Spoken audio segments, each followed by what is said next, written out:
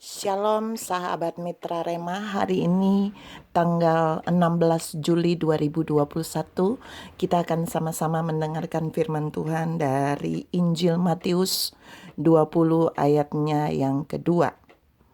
Setelah ia sepakat dengan pekerja-pekerja itu mengenai upah sedinar sehari, ia menyuruh mereka ke kebun anggurnya.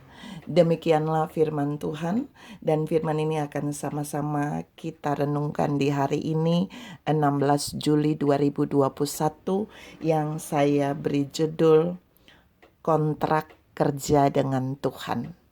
Saudara-saudara yang saya kasihi dalam Tuhan Yesus Kristus, kalau kita baca seluruh perikop dari pembacaan yang salah satu ayat tadi saya baca, itu berbicara tentang pekerja-pekerja di kebun anggurnya Tuhan. Jadi itu perumpamaan tentang pekerja-pekerja yang bekerja di kebun anggur Tuhan. Kalau saudara lihat ayat yang tadi saya baca, itu sebelum pekerja-pekerja itu bekerja, ternyata mereka ada kesepakatan, ada kontrak kerja antara sang pemilik kebun anggur dengan pegawai yang mau bekerja di kebun anggur. Nah, ternyata setiap pekerja yang datang itu kontrak kerjanya berbeda loh saudara. Nah, ini yang mau saya share. Ada 3 kontrak kerja yang Allah buat di kebun anggurnya berdasarkan firman ini.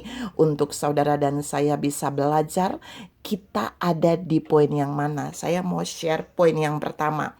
Poin yang pertama itu yang tadi saya baca. Waktu pemilik kebun anggur itu keluar di ayat 1, pagi-pagi benar. Dia keluar jam 6 pagi. Lalu dia menemukan orang-orang yang mau bekerja di kebun anggurnya, tapi sebelum bekerja dia bersepakat dengan mereka. Kontrak kerjanya apa? 1 hari 1 dinar.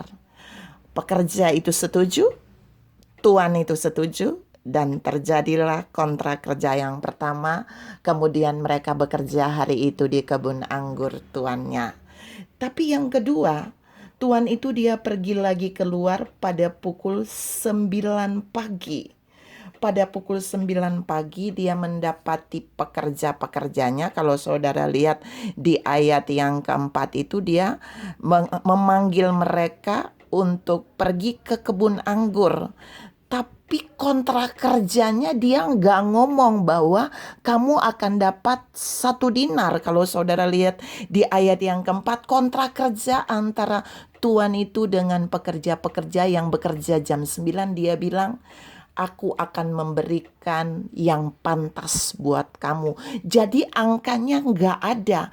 Kontrak kerja itu hanya Tuhan katakan, pemilik kebun anggur itu katakan, kamu akan mendapat upah yang pantas. Pekerja-pekerja itu sepakat, lalu mereka pergi ke kebun anggur itu untuk bekerja. Kemudian dia keluar lagi pukul 12 di ayat yang kelima, dan pukul 3 petang. Jadi dia keluar lagi di jam 12 dan jam 3. Dia menemukan pekerja-pekerja itu. Dia menemukan orang-orang yang tidak bekerja. Lalu dia menyuruh mereka untuk pergi ke kebun anggur. Kontrak kerjanya apa? Ternyata kontrak kerjanya di Alkitab itu bilang sama dengan yang pukul 9 tadi. Jadi dia menjamin, aku akan membayar kamu dengan upah yang pantas, gaji yang pantas. Mereka pun pergi bekerja di kebun anggur tuan itu. Dan yang ketiga, kontrak kerja yang ketiga ini berbeda. Tuan itu keluar pada pukul 5 sore, lalu dia tanya kepada orang-orang yang nganggur, kok kamu masih menganggur? Jawab mereka, kami tidak punya orang untuk mengupahi kamu, untuk mengupahi kami. Jadi mereka nggak cari duit, tapi mereka cari orang yang mau mempekerjakan mereka. Mereka cari bos yang mau mempekerjakan mereka. Jadi pola pikir mereka berbeda, saudara. Mereka hanya butuh tuan yang bisa mengupahi mereka, yang bisa memberikan mereka kerja apapun. Jadi kontrak kerjanya tidak ada angka, tidak ada janji apapun, tapi yang ada mereka perlu Tuhan yang bisa mengupahi mereka. Lalu mereka pun pergi bekerja mulai jam 5 sore.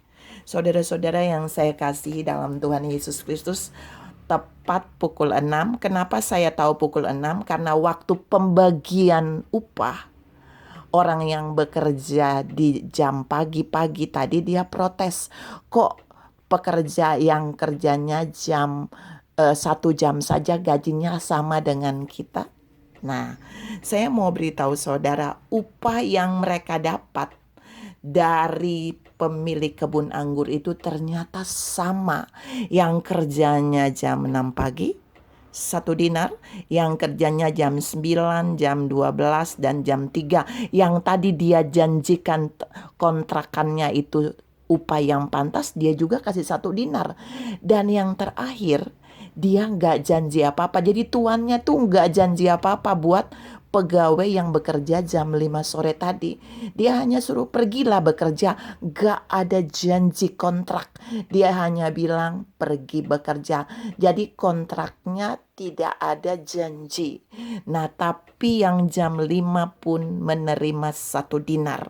Saudara-saudara yang saya kasihi dalam Tuhan Yesus Kristus, apa yang mau kita pelajari dari kisah ini? Saya tidak mau mengangkat soal yang bekerja jam 6 dan protes, tapi saya mau bawa saudara melihat bahwa ketika Allah mempekerjakan saudara dan saya di kebun anggurnya, di ladang pekerjaannya, di ladang-ladang yang dia siapkan untuk dia mengupahi kita, mari kita belajar bersyukur dengan setiap upah yang Allah sediakan. Mungkin ada yang bekerja dengan butuh janji Tuhan untuk dia mendapat upah seberapa dari pekerjaan dan pelayanannya. Tapi ada orang-orang yang dia sudah puas ketika Tuhan berkata, kamu bekerja di ladangku dan aku akan menyediakan upah yang pantas. Tapi ada juga orang-orang di golongan yang ketiga yang mau bekerja di ladang asal dia punya pemilik ladang itu, asal dia memiliki pemilik ladang yang mau mengupahi dia berapapun upahnya. Saudara-saudara yang saya kasih dalam Tuhan Yesus Kristus, saudara lihat orang yang bekerja jam 5, dia mendapat upah 1 dinar, sama dengan orang yang bekerjanya pagi-pagi. Apa yang mau Tuhan katakan dari perumpamaan ini? Tuhan sedang berkata buat saudara dan saya bahwa waktu kita mau melakukan sesuatu di ladang Tuhan, waktu kita mau bekerja di dunia pekerjaan kita sekuler ataupun rohani, kita tidak usah banyak menuntut upah dari Tuhan. Tapi kita belajar percaya bahwa Tuhan sanggup memberikan upah yang pantas buat kita sesuai apa yang Dia mau. Bahkan Tuhan sanggup memberikan kepada kita di luar yang kita pikirkan. Seperti golongan orang-orang yang bekerja di pukul 5 sore dan pada pukul 6 sore mereka mendapat upah 1 dinar. Saudara-saudara yang saya kasih dalam Tuhan Yesus Kristus, apakah kita akan berkata seperti orang-orang yang masuk di jam 6 pagi dan kemudian selesai jam 6 sore dan mereka bersungut-sungut dengan upah yang diberikan oleh tuan pemilik kebun anggur itu? Harusnya tidak. Harusnya kita belajar bersyukur dengan berapapun upah yang Allah sudah targetkan dalam kontrak kerjanya dengan saudara dan saya. Mungkin dia sudah berjanji seperti seperti golongan orang pertama.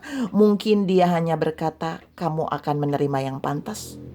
Tapi mungkin juga dia tidak berkata apa-apa karena saudara dan saya siap bekerja di ladang asal kita punya Tuhan yang bisa memberikan upah bagi kita. Ingat, orang yang memiliki motivasi hanya memerlukan Tuhan yang bisa mengupahi mereka adalah orang yang mendapat upah yang terbanyak walaupun bekerjanya hanya 1 jam.